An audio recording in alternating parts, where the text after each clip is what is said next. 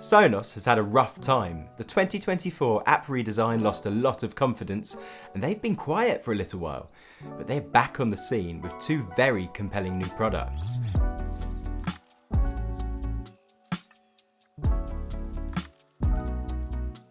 The Sonos Play might be the best multi-purpose speaker Sonos has ever made, and the Era 100 SL might be the most compelling value product ever to enter the Sonos ecosystem. So the big question is, are they back? And you know what? I think they might be. So, kicking off with Sonos Play, think of it as like the middle child between the Roam 2 and the Move 2. More substantial and louder than the Roam, but much more portable than the Move 2. But I think it's actually the perfect balance and makes it much more useful than either of those products. They've designed it as a home speaker that can easily leave the house rather than just a rugged portable speaker. This thing works very well as a home speaker that you can leave set up, but it's always ready to go, and they've really thought that out very well. It comes with Wi-Fi 6, Bluetooth 5.3, Apple AirPlay. It's got a USB-C port on the back that you can use for line in. You can use a connector if you want to get an aux connection into that. It also comes with voice control, stereo pairing, and automatic Trueplay. And what makes it really useful as that portable speaker is just how long the battery life is. You get 24 hours battery life with this thing. That's the exact same as you get on the Move, but obviously the Move is a really substantial unit, so you'd expect to get a decent life there because there's plenty of space for the battery. It's amazing they've managed to achieve the same with this. The battery drain is just 1% per day when not in use. That means that it's always been ready to use when I've picked it up. I'll often forget to put it back on the dock, but I've never had to worry that it will be out of battery, because there's just so much to go. Previously with other Bluetooth speakers, I always forget to charge them, and every time I want them, they are dead. I then need to waste some hours getting that fully charged before I can use it.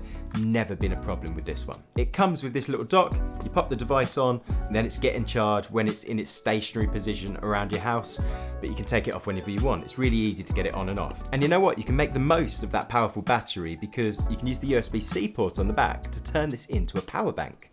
So if you've ever got this with you, you're starting to run out of power on your phone, a really easy way to get topped back up. It comes with IP67 rating, so it's got water resistance, it's got dust protection, you're going to be able to use it wherever you want. In fact, Sonos say that you can submerge this in water of up to 1 meter depth for 30 minutes and it'll work just fine. It means you can use it in the garden, you can use it in the bathroom, you can even bring it into the shower. And that's exactly how I've used this. It's just been so nice to pick this up wherever I'm going and just be ready to have some fantastic music. It weighs in at 1.3 kilograms. Now that is portable, but it's not insubstantial, so you're gonna know it's there if you throw it into your bag. But it's perfect if you're planning to go away for a trip, you can just throw it into your luggage and you'll have that fantastic Sonos quality sound following you. What is slightly frustrating is that you don't actually get a power adapter with this, just the USB-C cord. Now they clearly expect that you'll have one lying around, and you know what, I think that's fine for most Bluetooth devices. But this is a dock that you're gonna leave set up most of the time, so really you're gonna have to sacrifice a power adapter to ensure that that is always ready to use. And that's what I've had to do. I think it would be nice if one was provided. The battery itself is actually replaceable, which is a massive win. Sonos make the kind of products that you hope will be in your ecosystem for quite a long time. So it's great knowing that you won't need to worry about that battery getting worse over time. If it does start to suffer, you can just switch it out. Inside this speaker, we've got 2 angled tweeters, 2 passive bass radiators, and a mid woofer, and it makes for some fantastic sound. I was genuinely blown away when I first picked this up. That setup enables you to get true stereo presentation from one compact unit, and it really does work. But we'll talk about sound quality in a bit more detail in a second. The build quality is fantastic. You've got this metal mesh wraparound design. I think it looks really presentable. We've seen this on Sonos items for quite a while. On the top, you've got simple real buttons, easy to work with, and this cool little carrying cable you can pull out the way if you don't want to use. You've got a switch to turn off the microphone, and you've got a Bluetooth connection button. Really easy, anyone can get their head around this really simply. Now Sonos is really good at setting their devices up to work together. They've got a fantastic ecosystem, so you can set your entire house up should you have that many Sonos devices so you can play music wherever you want, you can share that music up, you can sync it so it's always in time across the different devices, and it makes for some really impressive sound. But they've built some extra tricks into this one. So this can actually use Bluetooth for grouping, and you can group together up to 4 Sonos plays when you're on the move. It's those little tricks that make this just so impressive. I can't tell you how much I've been picking this up and using it as I'm going about my day. So what about sound quality? Sonos is renowned for really top quality sound, and I think this holds up very well. So firstly, volume. Sonos don't actually publish the wattage of their speakers, but I can reassure you, this will easily fill a small to medium room with no trouble whatsoever. And I was actually lucky enough to pick up 2 of them so that I can set them up as a stereo pair. And that is where it really comes alive. It's genuinely incredible how much better these sound when you're working with more of them. And that is what really stands Sonos out from the crowd, because they're so good at tuning their devices to work well together. For the sound itself, the mid sound is consistently fantastic. Vocals sound great. Guitars, and acoustic guitars particularly, just sound so vibrant and alive, and drums have a real kick to them.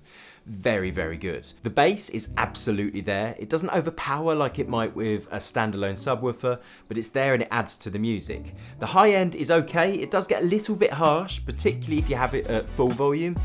For me, I think about 80% volume is kind of ideal for this unit. I would say when you put it in a stereo pair, you can push it higher without it getting quite so harsh. And when you do set them up as a stereo pair, you get that true stereo sound. It's not repeated audio from both devices, you get the proper separation, and it makes for a really surprisingly wide soundstage. When you're at home, Sonos uses Wi-Fi to sync up with the other devices. And that Wi-Fi connection allows you to deliver lossless audio. You can get that through a number of different providers, and it sounds really strong on this speaker. Now this is voice enabled. You've got some mic holes on the top here. This can work with the Sonos Assistant, or you can use Amazon Alexa. Both work really well. But those little microphone holes on the top also do some other tricks. You can use Auto Trueplay. Auto Trueplay is Sonos' way of adjusting the EQ to match your surroundings, and it does a really good job. I would absolutely recommend enabling that. It was a surprisingly big difference for me. But also it's worth noting that should you not do that, the EQ choices are quite limited. In general, this does feel like a really compelling do-it-all speaker, but there were a few instances where I found it to not be quite ideal. Because of that Wi-Fi setup, Sonos buffers their audio to ensure that it can always be in sync across the different devices. That means you can experience a slight latency for some things. Now that's absolutely fine if you're listening to music, but if you're using it for video playback or anything more serious such as video editing or gaming or something like that, then it's going to pull you out of that immersion slightly. So I would say it's not perfect for that setup, but if you're looking for something to listen to music on, you're going to find no issues here whatsoever. Now to make the most of it, I had to use the Sonos app.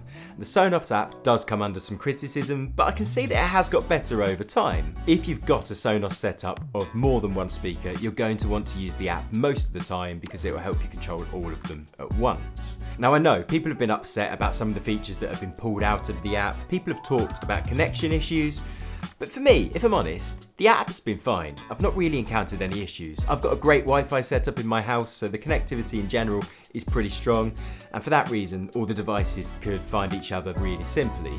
And everything I wanted it to do, it was able to do pretty well. So personally, at this point, I wouldn't be put off because of the app. Now, if you think of this as a Bluetooth speaker, then it is pricey. There are other products that can achieve a similar sound quality for much lower spend.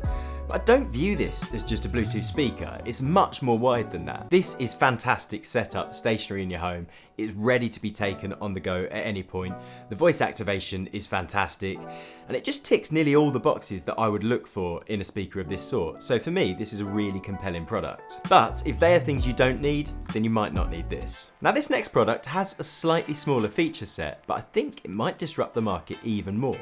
That is the Era 100 SL. Now this is essentially the Era 100 that's been released previously, but they've removed the microphones, and in doing so they've been able to bring down the price. That means you've got a very impressive speaker for a very accessible price, and a great way for somebody to step in to the Sonos ecosystem. Sonos says it maintains the same sound quality as the Era 100, and you know what? I've been really impressed by the sound. This speaker, similar to the Play, comes with Wi-Fi, comes with Bluetooth, comes with AirPlay, and it's also got the USB-C connection on the rear. It's got humidity resistance, not the IP67 rating of the Play, but you're not going to be taking it into those places anyway, so that's not necessary. And because it didn't need that same waterproofing, they've been able to use capacitive buttons, which work really well. I particularly enjoy the volume slider, which is quite nice to use. Now this is mains powered only, there's no battery, it's meant to be a stationary speaker. Now because there's no microphones, you can't do auto Trueplay straight from device like you can on the Play. But that doesn't mean it's completely unavailable. If you've got an iPhone, you can use your iPhone to do that with the device, and it works really well. If you've got an Android, currently that is unavailable to you. A bit like the Play, you can set this up as a stereo pair. I think this is perfect for somebody that already owns an Era 100 and wants to turn that into a stereo pair. You'd have no need to put microphones on both. Save yourself some money and pick this up instead. And I was thinking about the lack of microphones, and in some cases I think it'll actually be a selling point. I've heard a surprising number of people say recently that they don't want any devices in their home that they worry might be listening to them. Well, with this, there's absolutely no risk of that because it's not possible. So as for the sound quality, it's got a similar design to that in the Play, but this substantial size increase really does enable a more powerful sound. It feels bigger, it feels more open, and it feels more powerful. And it doesn't seem to get that same harsh top end that I saw at the higher volume levels with the Play. In fact, I can happily push this right up to 100% and really enjoy the sounds that come out. I think this is some of the best sound quality I've heard at this price point, and I'd be recommending it for that reason to many people. Particularly to anyone that is already in the Sonos ecosystem, this is a really nice addition. I really enjoyed setting this up with both the Plays in the same room, and just getting this fantastic party atmosphere instantly. Really powerful stuff. So, which is right for you? Well, do you need the full feature set of the Play? Do you want something you can pick up and take with you wherever you go? Or would you be happy with something you can leave stationary in your home but is going to deliver fantastic quality audio? For most people, the Play is the most interesting product, but the easiest recommendation will be the Era 100 SL. Anyway, I hope you enjoyed that or found it useful. If you want to see more content like this in the future, then subscribe to Digital Trends. I've been Sam, and we'll see you next time.